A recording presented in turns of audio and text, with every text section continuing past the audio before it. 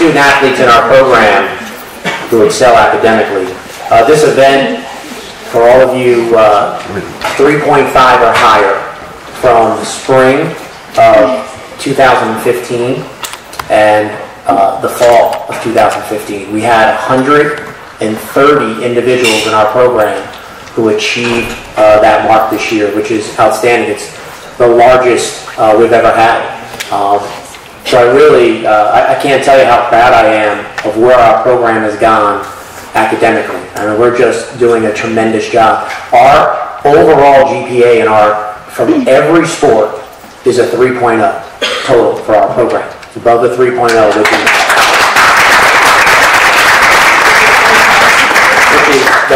the third semester that we've done that. And we've come a long way, because that wasn't the case 10 years ago. I can tell you that. Just want to recognize a couple sports here real quickly. For our men, we had 5 teams this past fall who achieved a team GPA over a 3.0, and they were men's cross country, baseball, track and field, soccer, and tennis. So give them a hand.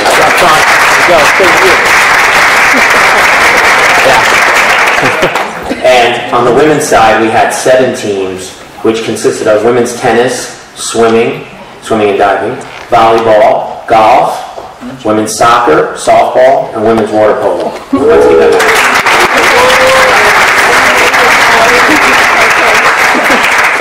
So 12 of our 22 teams had an overall GPA of a 3.0. So once again, I couldn't be more proud of what we're accomplishing, because that is why we're here. That's why we're at Whittier, is to excel academically. And obviously, we're trying to excel athletically as well. But you've captured the #1 thing, which is knocking it out of the ballpark in the classroom. And so congratulations on that. I'm honored today, with our 10th year anniversary, to have Fred Anderson join us. And I'm going to introduce Fred after lunch, because we're going to eat here very shortly. But we couldn't ask for a better speaker than what he's represented, not only in baseball, but also what he accomplished in the real world after he graduated from here. So I think everyone is going to be in for a treat here for 15 minutes or so after lunch when Fred comes up and speaks. And so Fred, thank you again for joining us. I really appreciate that today. And before we get started with lunch, I want to bring the president up to say a few welcoming words, and then I'm going to bring one of our faculty athletic reps, Joe Price, up. So Sharon, thank you. Let's give Sharon a nice hand. And I want to congratulate all of you. This is wonderful, wonderful news. We continue to raise the bar and in athletics, both on the field, in the pool, everywhere, and in the classroom. As Rob has said, that is the most important thing that we can do, is make sure that you get the very best education possible and that you will succeed. So we're delighted, and it's wonderful to look out and see how many people are in this room and know the success that you are having in the classroom. I also want to take this occasion to again thank Fred for coming. You're in for a real treat, and also to thank Rob Coleman for creating this organization. As you may know, Rob was the first senior staff member I hired when I came here as president, and he has done amazing things for the athletic program. But one of the very first things he did was come to me and tell me that we should start a President's Club of all of the athletes who earn honors in their academic life. And so 10 years ago, we did have this very first President's Club luncheon. And the speaker was Stan Sanders, another renowned alumnus of the college.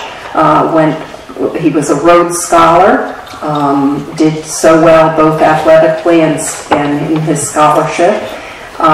Went on to become a very, very prominent attorney in the Los Angeles area. And he spoke, and his words really resonated with me in all of these years. he said that his success in life was due to the fact that, first of all, he went to Whittier College, but second of all, that his mother made him read and his father made him into an athlete. And he talked about the skills that he derived from both of those perspectives that continued to promote his success in life. So I look out at this crowd and I think you guys really have what it takes to be leaders, to be very, very successful professionally, and I will look forward to following your careers in the years ahead. So congratulations to you.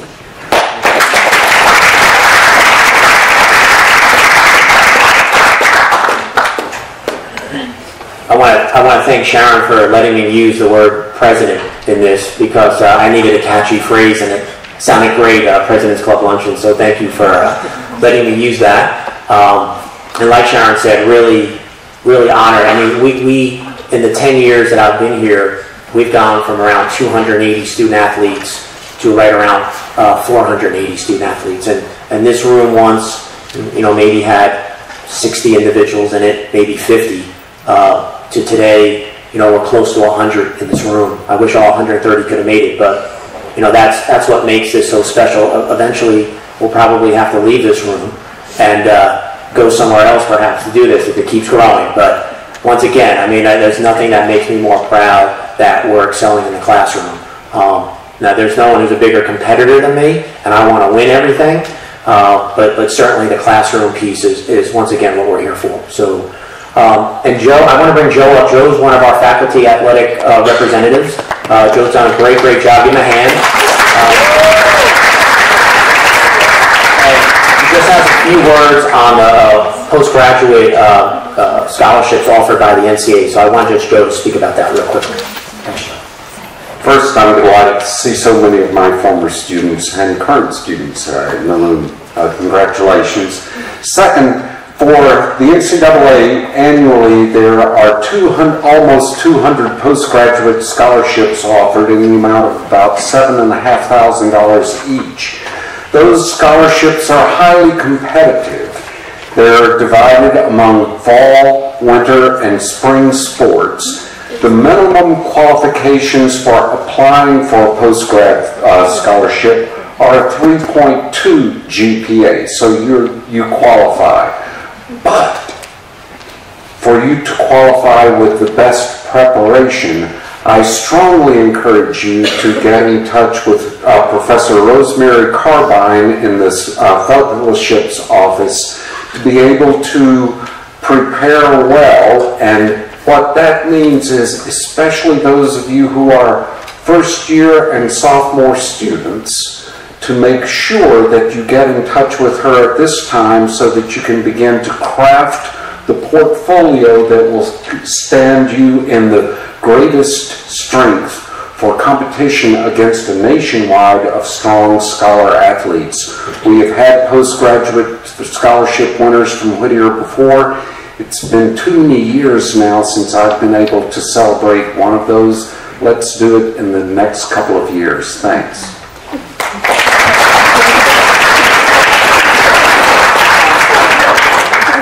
So once again, there are deadlines to those scholarships, and if you have any other questions and you can't reach Rosemary for any reason, please feel free to come see me, and I'd be more than happy. You have some information on your tables today about that, so if you could pass those around, that'd be great.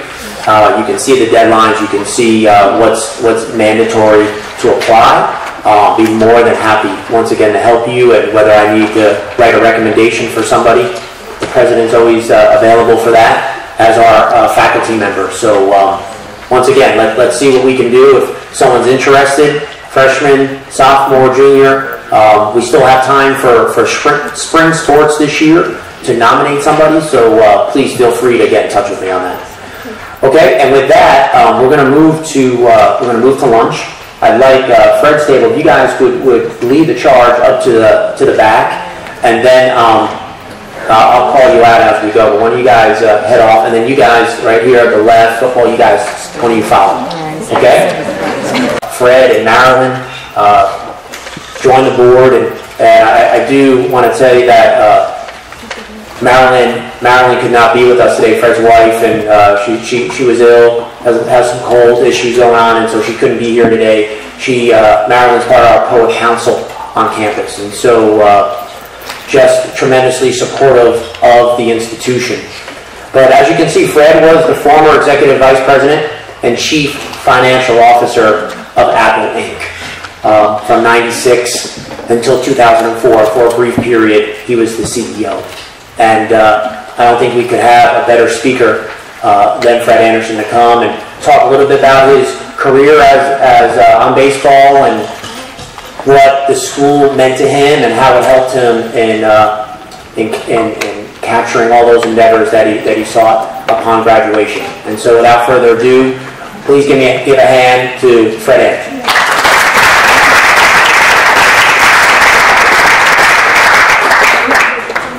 Thanks a lot, Rob, and I can tell you that this is a real privilege to be here with you today to help Sharon and Rob honor you for the outstanding achievement in qualifying for President's Club.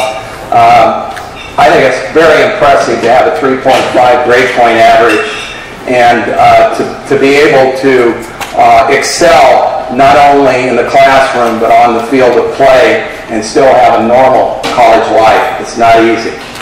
As a former Whittier student athlete and member of the Orthogonian Society, I want to congratulate you again for qualifying for the President's Club. Whittier College has an incredible legacy of success in Division III intercollegiate athletics. But what is most impressive to me is the 480, or about 30% of the student body participates in intercollegiate athletics.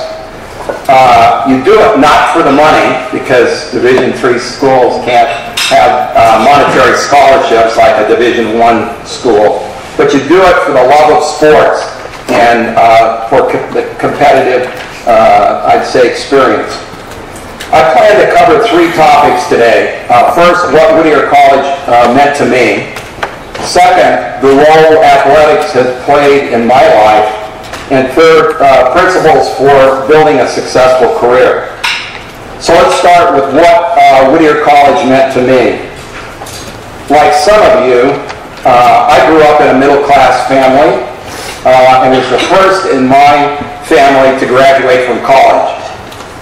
My family was financially challenged to fund my college education, so I supplemented what they could contribute with money that I earned with summer jobs and student loans, probably like many of you do. I graduated from Brea High School, which is about 10 miles from here, where I was a better athlete than student.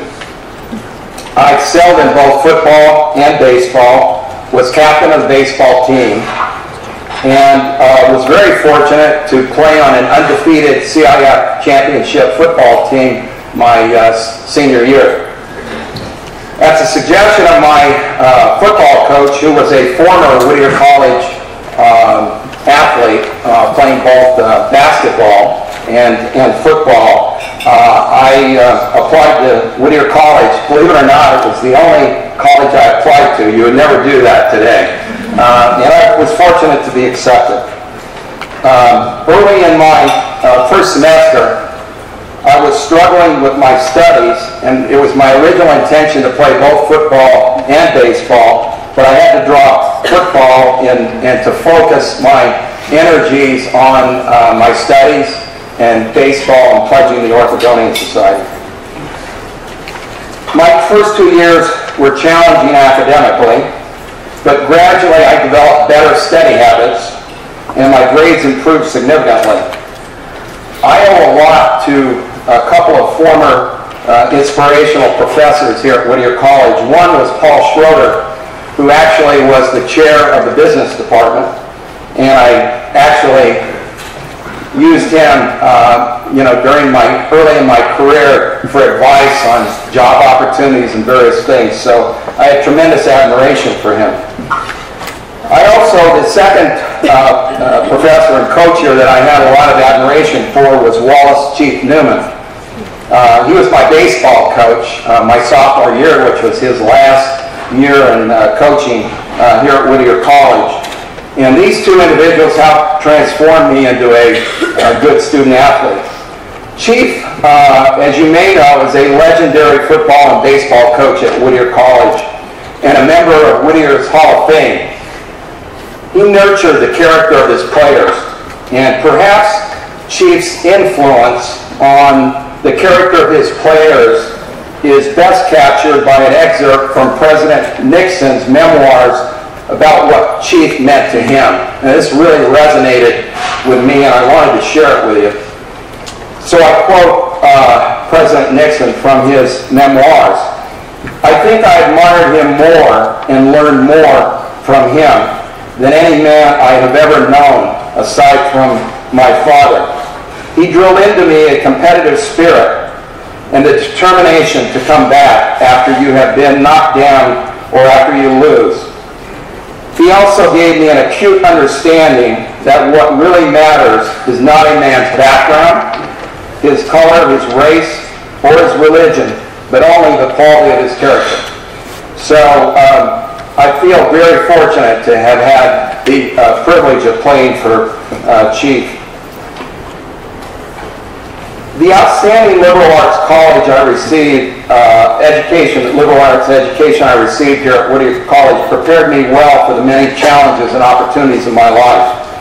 I owe a huge debt of gratitude to Whittier College for helping me develop, first, an appreciation of the liberal arts. Second, critical thinking and problem-solving skills. And last, a passion for lifelong learning. So that covers what Whittier College meant to me. And now I'd like to turn to the role athletics has played in my life. I acquired the love for athletics from my father and played a variety of sports growing up with a particular focus on team sports. As an adult, I have continued to participate in individual sports like racquetball and golf, and to fulfill my passion for team sports as a fan and supporter of the Stanford athletic program. You might ask, why Stanford? We only live 10 minutes from Stanford University, and obviously it gives us quick access to 36 men's and women's sports. The other connection is my wife, Marilyn, who is a Stanford alum, and so we have a lot of her classmates that are friends of ours, and so we enjoy sports together. And we are members of the Buck Cardinal Booster Club. We have season tickets to both men's football and basketball, and attend several women's sporting events throughout the year, including basketball, softball, and swimming. During football season, my wife puts out a sign that says, "We interrupt this marriage to bring you football season." She's a good sport. A typical Saturday game day starts with a 2-hour tailgate with our friends, 4 hours at the stadium rooting for the Stanford Cardinal, and several-hour replay analysis by me after the game when we get home into the wee hours of the night. Of course, I also get up early Sunday morning to read all the press. My wife is truly an angel to tolerate my eccentric love of Stanford football. Through our support of the football program, we have had the good fortune of getting to know many of the coaches and players. 2 years ago, I had the distinct pleasure and privilege of being the honorary captain for Stanford's opening football game. And I traveled with the team on several of its road games. Last football season was a very special season for Stanford football program. They won the Pac-12 championship, the Rose Bowl, and finished number 3 in the final AP poll. The turnaround in the Stanford football program in the last decade has been truly amazing. They didn't always have a winning program. I remember in 2007 when They had a 1 victory and 11 loss season, and there was talk going around Stanford that maybe they should discontinue the football program. But instead, they brought in Jim Harbaugh, and he turned around the program and made it into the top 5 program that we see the last several years. I'm hopeful that Whittier College's football program can be turned around with your new football coach. So that's a challenge. As Whittier student athletes, you have learned many lessons that will serve you well in your careers. They include the importance of meeting your challenges with courage, determination, discipline, teamwork, and the will to win. These are certainly things that I believe you learn through competitive athletics at the college level. I'd like to now turn to the third topic, which is the principles for building a successful career. Believe it or not, I've had a 40-year business career and had a few bruises along the way. And I've learned several principles that have guided my career that I'd like to share with you today. First, develop deep domain expertise in an area of interest that you have. And the reason I say that is early in your career, you want to come to the job market with skills that are valuable. And so it doesn't matter whether it's going to be a school teacher, it's going to be an accountant, or it's going to be a lawyer, it's going to be an engineer. But make sure, because your progression early in your career is going to be tied to having a skill that's valuable. So that would be my first principle. So how did that apply to me? I developed expertise in accounting and finance early in my career through my MBA program at UCLA and my 5 years in consulting at PricewaterhouseCoopers. The second principle that I believe in very strongly is follow your passion. It's really important because if you're passionate about something, you're going to be successful. I left PricewaterhouseCoopers to pursue my passion for technology and international business. First with a global computer company, and then with ADP, a computer services company where I developed skills as a public company CFO. My third principle is, and this one's not easy, seek out challenges that may be painful and make you stretch, but will make you grow. And I had such an experience 20 years ago today when I accepted the biggest challenge of my life by joining Apple as CFO when it was in the midst of a liquidity crisis. I had no idea how bad it was until I got inside the company. 2 weeks after I joined, we reported a $750 million loss and we're on the verge of bankruptcy. Wall Street predicted the company was dead. It was time for drastic action, and I had to dig deep as a leader. During my first 3 months at Apple, I led a major restructuring of the company that substantially reduced the cash burn and raised $650 million to provide the cash to turn around the company. Although Apple now had the cash to stay alive for a couple of years, it still faced many challenges. By late 1997, it became obvious that our PC products were non-competitive with the Windows world. Our share in the PC market had declined below 5%. We had clearly lost the PC war to Microsoft, and it was time for new leadership and a new game plan to save Apple. The only leader up to the challenge was Steve Jobs, and he was convinced by the board and the executive team to come back to lead Apple. With Steve at the helm, the Apple team had a renewed confidence in the future. Steve had a simple game plan. Stop fighting the PC war and make insanely great products for the digital lifestyle. Steve believed great products were a combination of technology and elegant design.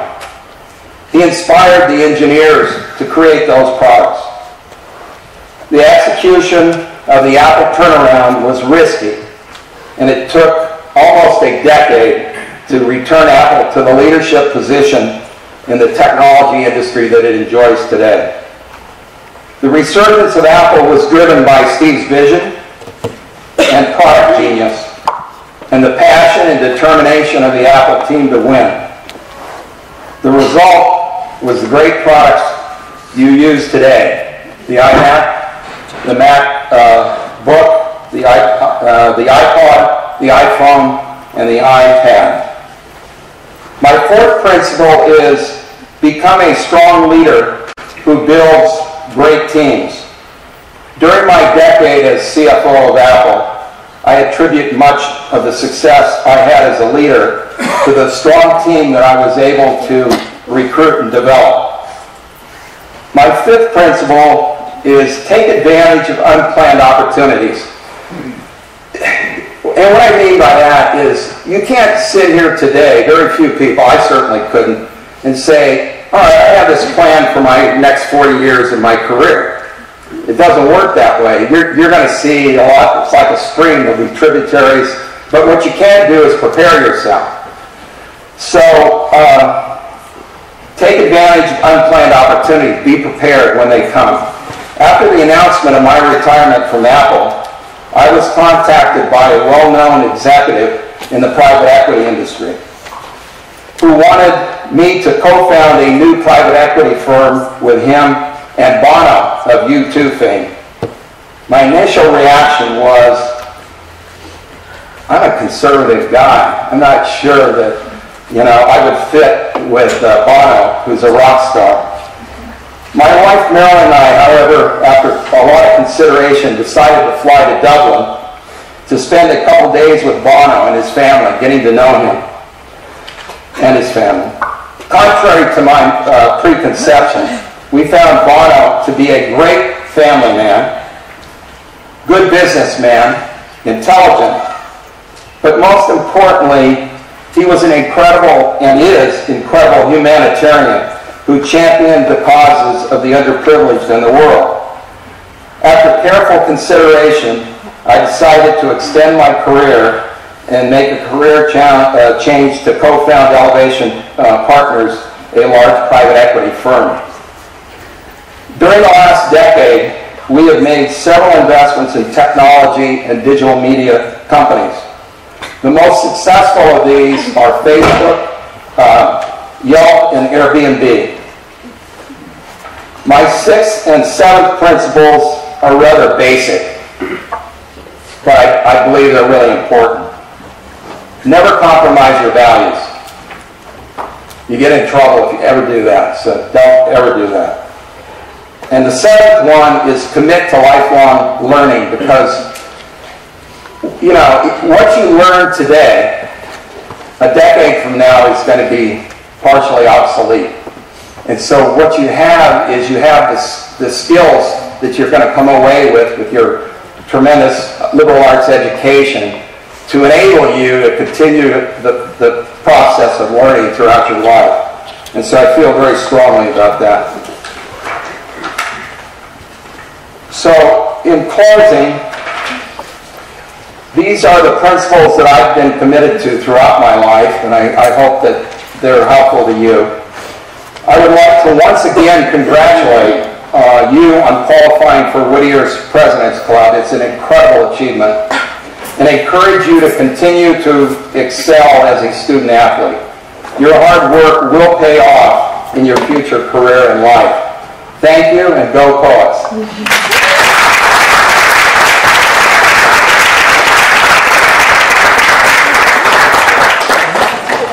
Happy to take any questions if you have time. Yes. All right, I know some folks have some questions, and Lance has a mic. If Lance, why don't you go around? I know Masi. I know you had a question, didn't you, Masi? Hold on. And make sure you say what sport you play as well. And your name and your grade. Where are you from? No. My name is Massimiliano Miracchi. I'm a junior water polo. And my question is, what was your experience like at Apple, and what made it so unique, and what we as students we can learn from it? Yeah. Well, as I said, many people didn't think Apple would survive. And what it was about was and we had to downsize the company in order to survive from 18,000 employees to between 9 and 10,000 employees. But, you know, when we got Steve back to the company with a vision that we all believed in and wanted to be part of and had passion for, which was basically develop insanely great products for, the consumers of the world. And we all rallied around that. And it's just like, if you're playing a sport and you really like your brothers or sisters that are on the team, and you develop a bond, you can do incredible things. And so it was the highlight of my career, and a wonderful 10 years I was associated with Apple. But there were a lot of big challenges. But it was like, it didn't seem difficult, the challenges, because we really enjoyed what we were doing and we were passionate about it. My name is Max Bradshaw. I am a senior. I play baseball. How has your education at Whittier helped enhance your career and get to where you are today? Wow. Well, let me start with going back to, I was the first in my family to graduate from college. And I really had to transform myself into a good student. My dad was a world-class athlete. I wasn't as good as he was, but so he stressed athletics. And my mother had the brains in the family, although she didn't go to college.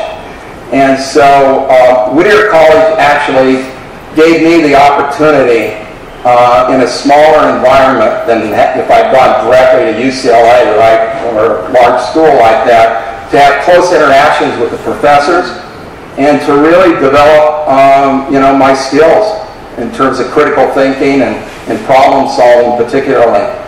So it really transformed me into a student, and then laid the foundation with a good solid liberal arts education to progress in my career. My name is Jasmine Tong, and I play volleyball here. I'm a junior. My question is, how did your extracurricular activities, including those with the Orthogonians or any other club, help you after graduation and in your career? Yes. I think that being a member of the Orthogonian Society really, and the close brotherhood that we developed within the society, and the principles that it stood for, I really identified with, and it helped me develop socially. And so I'd say that, in fact, I was contacted by one of the Orthogonian members that was a couple years ahead of me, Ray Triggs, last week, and he wants me to come and speak at their annual event, which, Sharon, I think you were the guest speaker at the Orthogonian event? I think I was. Okay, last year. So in any event, I'm looking forward, after several decades of not really getting close. I kind of lost touch with a lot of my Orthogonian brothers. And so I'm really looking forward to, in June, going back to having an event in Temecula. And they've asked me to be the guest speaker there. So I'm looking forward to reconnecting.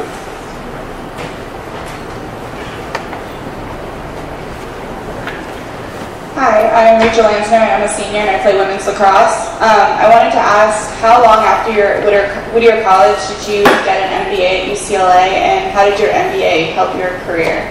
Sure. Well, I believe it or not, when I graduated from Whittier College, I started law school, and I got about a month or two into law school, I got a draft notice that they were going to draft me. This was during the Vietnam era, which, you know, tells you how old I am. In any event, I decided to drop out of law school and go through OCS and become an officer in the Air Force. So I was an officer in the Air Force for 4 years, and then I got a 6-month early out to go to graduate school at UCLA and earn my MBA.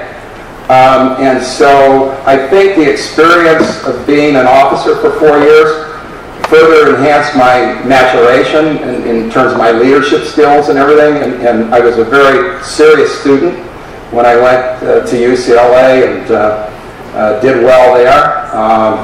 And they had an excellent, I had a concentration in finance, and they had an excellent program in finance, and also took some more accounting.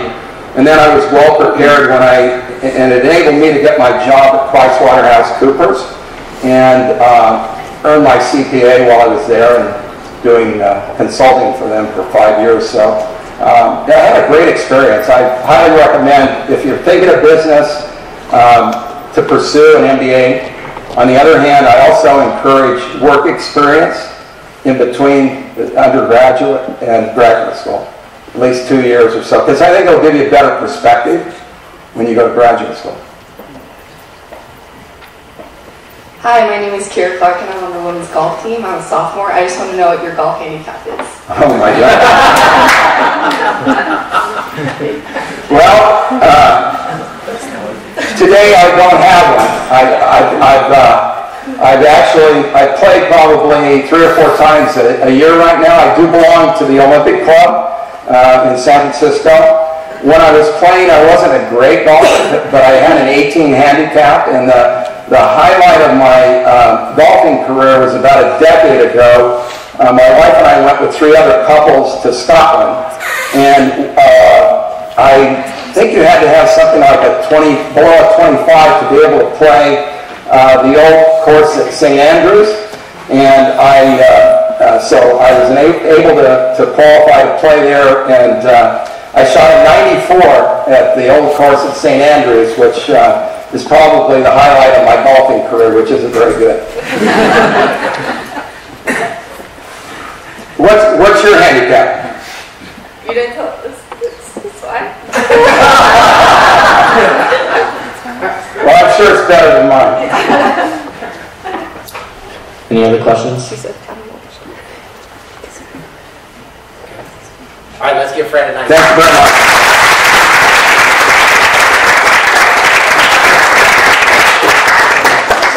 Well, we want to express our thanks to Fred and Marilyn, and again, I'm sorry she couldn't make it, but we have a little gift for her, and also for you, obviously. Wear that proudly, and we appreciate it again very, very much. Best of luck to everyone. Thank you.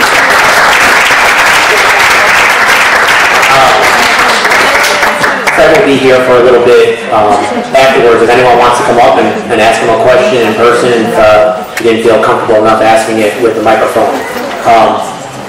Okay, a couple of last things. We do have this raffle, so we're going to do that. But again, I want to thank, once again, President Hershberger for taking the time to be here. She's been very loyal these 10 years. She hasn't missed one, and I really thank her for her support and commitment to not just Whittier College, but the athletic program. She's been a tremendous supporter, and obviously coming to the games that she does, and we can't thank her enough. And I want to just go back to our faculty athletic rep. I want to thank, we already did with Joe, but I want to thank Joe again for his leadership. He's not going to be part of the faculty athletic rep next year as he comes off, but for all the meetings he's gone with me to SCIAC and continue to support our program. He's done that a few times now in his career. So again, Joe, thank you so much. Appreciate you. And I want to thank Erica Frazinger, who's here. I don't know if she just left. Did she? Oh, she did? But Erica's also a faculty athletic rep, and she'll be, I guess, our lead rep next year, working out of biology, and we really appreciate their hard work for our program. So let's give one more round of applause. And I also want to thank Advancement for being here. Kurt, Cassandra, thank you again for all your support to the program. I'm really happy you guys could be here today, so thank you. Okay. So, are you going to do this and pull this out, and I'll just read it off? So, okay. All right, let's see, man. This is a GoPro, which I think you can do some underwater stuff with this thing too. It's waterproof, so.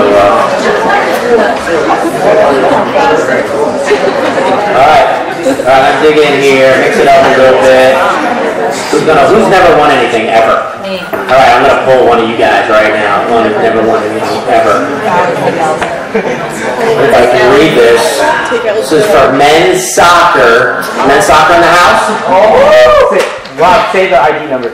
Oh, never mind. Oh, the ticket number? You guys have the tickets? Oh, never mind. Oh, man, you killed me. All right, I don't know if the penmanship's killing me, but Jan Monreal from men's soccer. Yeah, come on up. Come on up if you want. Give him a hand.